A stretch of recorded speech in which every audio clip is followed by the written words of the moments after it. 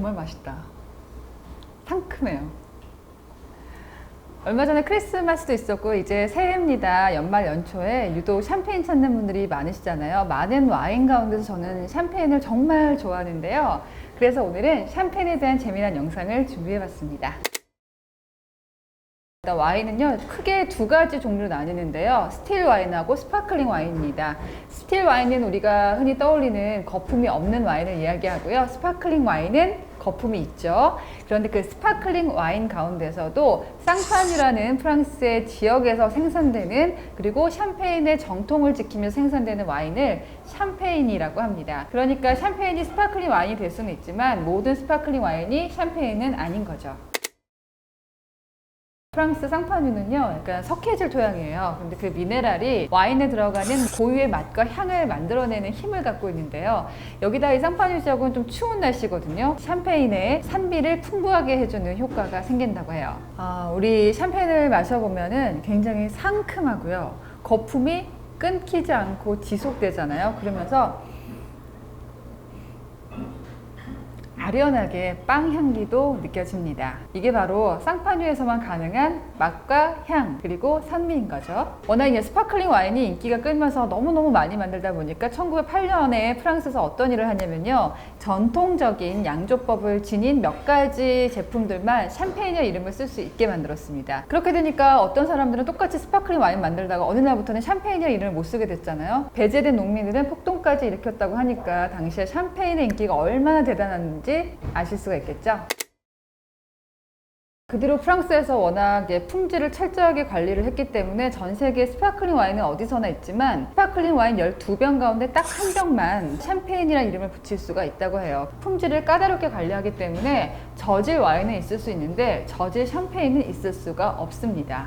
그러니까 샴페인은 사실 샴페인이라는 이름만 붙어 있으면 아무거나 골라도 맛있어요. 그러니까 요약하면은 그런 것 같아요. 샴페인은 모든 스파클링 와인의 왕이다. 한 번 더 먹어야겠다. 해외에서는 축하할 일이 있을 때 거품 포도주를 많이 쓰잖아요. 병 안에 탄산이 코르크에 막혀 있다가 딱 발사하는 그 맛에 축포를 연상하게 하는 모습인데요. 그런데 사실은요, 진짜 샴페인은 비쌉니다. 그 비싼 샴페인을 과연 이렇게 줄줄줄 흘릴 수 있을까요? 그래서 보통 우리가 영화 속이나 파티할 때 쓰는 거품 포도주는 샴페인이 아니라 스파클링 와인일 가능성이 매우 커요. 특히 그거 보셔야 돼요. 고급 샴페인은 기포가 굉장히 미세합니다. 그렇기 때문에 딱 터뜨렸을 때 그렇게 빵 하고 철철철철 거품이 나오기가 쉽지가 않아요. 사실 이렇게 축하하는 날 샴페인을 터뜨리는 건 자동차 경주대회에서 유래됐습니다. 바로 르망 24인데요. 르망 24는 대표적인 24시간 동안 풀로 달리게 하는 레이스 대회의 대명사와 같죠. 거품이 터지는 걸 쇼트 부숑이라고 하거든요. 원래 유럽에서는 그 르망 24 이전에도 축하할 때 거품을 짤짤짤짤 흘러내리는 것을 즐기는 그런 문화가 서양에 있었어요. 이게 얼마나 오래된 전통이냐면은 나폴레옹 시대에는 사브르라는 칼이 있거든요. 이 칼로 샴페인의 병목을 쫙 잘라버립니다. 그러면 거품이 탁 나오겠죠. 그걸 즐기는 문화가 나폴레옹 시대에도 있었다고 하니까 굉장히 오래된 전통이었어요. 서양에서 워낙에 기념주를 많이 쓰다 보니까 스포츠 대회가 있을 때 자연스럽게 주류 회사에서 스폰서를 하게 됐는데요. 우승자가 우승컵을 딱 받는데 그와 함께 술이 부상으로 주어집니다. 그 술을, 거품을 터뜨린다면 어떨까요? 그 광고 효과는 극대화될 겁니다. 자동차 대회에 가장 먼저 스폰서를 한 건 모에샹동이거든요. 모에샹동이 F1 그랑프리에 스폰서십을 하면서 본격적으로 주류 회사들이 앞다퉈서 이 레이싱 대회에 스폰서를 자처하게 돼요. 그러다가 1967년에 사달이 벌어집니다. 우승자한테 평소처럼 우승컵과 함께 샴페인을 건네준 거예요. 그런데 그 우승자가 너무 기쁜 나머지 그것을 터뜨립니다. 그리고는 기자들에게 마구 뿌립니다. 세계적인 스타여서 그런지 그거 자체가 이슈가 돼요. 우리가 그런 말도 많이 쓰죠. 샴페인을 너무 일찍 터뜨렸어. 사실 이 말은 재미있게도 프랑스가 아닌 한국에서 유래가 된 거나 마찬가지입니다. 왜냐하면 1989년에 한국 경제가 급속도로 성장을 하다가 부작용이 많아져요. 지금 우리가 겪고 있는 양극화라든지 빈부격차가 심해지면서 해외 언론에서 한국 경제는 샴페인을 너무 일찍 터뜨렸다라는 표현을 쓰는데 그 이후로 이 표현이 애용됐다고 하니까 재밌습니다. 우리가 샴페인을 잘 모르시는 분도 돈페리뇽은 많이 들어보셨을 거고요. 돈페리뇽 하나만 제대로 알아도 샴페인의 역사를 아신다고 볼 수 있어요. 돈페리뇽은 사람 이름이에요. 원래는 그 수도사였고요. 이 수도원에서 와인을 많이 저장을 했거든요. 그런데 자꾸 골칫거리가 생겼어요. 왜냐하면 지하에 그 저장해놓은 와인에서 자꾸 거품이 생기면서 깨져버리는 거예요, 병이. 자꾸 깨지니까 이게 뭐냐, 사탄의 저주가 내렸다, 악마의 저주다, 이렇게 얘기를 합니다. 그래서 이 돈페리뇽에게 막중한 임무를 줘요. 이 와인이 깨지지 않게 하라고. 그런데 재미난 게 뭔지 아세요? 이 악마의 술을 맛본 돈페리뇽은 이런 말을 합니다. 나는 별을 마시고 있다. 자, 별 한번 마셔볼까요? 혼자 계속 마시고 있어.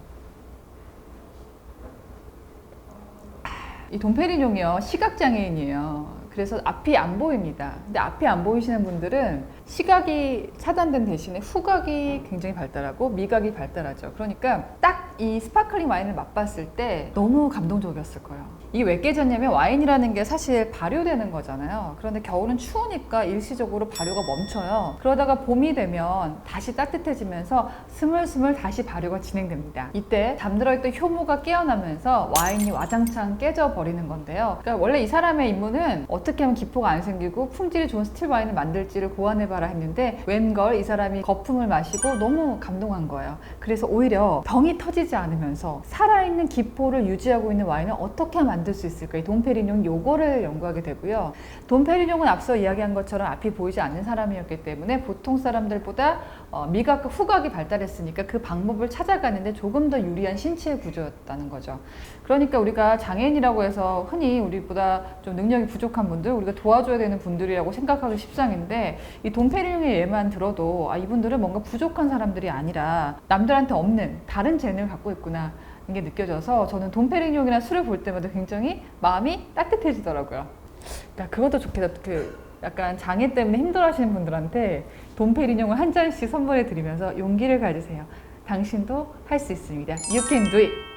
그게 이제 발달을 해서 현재 돈페리뇽은 모ët 헤네시에서 이제 이름을 붙인 샴페인의 한 종류가 되었고요. 작황이 좋은 최고의 해에 샴페인 양주에 가장 적합한 최상의 포도로만 만드는 샴페인의 상징이 됐습니다. 그래서 상류사회에서 엄청난 인기를 끌기 시작해요. 마셔보면요, 부드럽고 산뜻하잖아요. 그러니까 17세기에 상류사회, 귀족, 왕족들이 엄청나게 좋아하기 시작합니다. 그러다가 19세기에는 프랑스의 신흥 계급인 부르주아지 사이에서 샴페인이 대거 유행을 하게 돼요. 이 부르주아지는 당시에 돈도 많고 그런 사람들이었기 때문에 어떤 유행을 선도했거든요. 그러다 보니까 샴페인 하면은 고급스러운 사람들이 마시는 술이다, 이런 이미지가 박히게 되고요. 지금까지 큰 사랑을 받게 됩니다. 우리가 프랑스 얘기를 주로 하잖아, 와인 얘기할 때. 근데 영국에서도 와인을 많이 마셔요. 근데 상류사회나 좀 있는 사람들이 마시는 술이다 보니까 애프터눈 티가 귀족 문화잖아요. 애프터눈 티를 마시기 전에 샴페인으로 입가를 적시면서 산뜻하게 하고 그 티를 즐긴다고 합니다. 우리는 입이 좀 그러면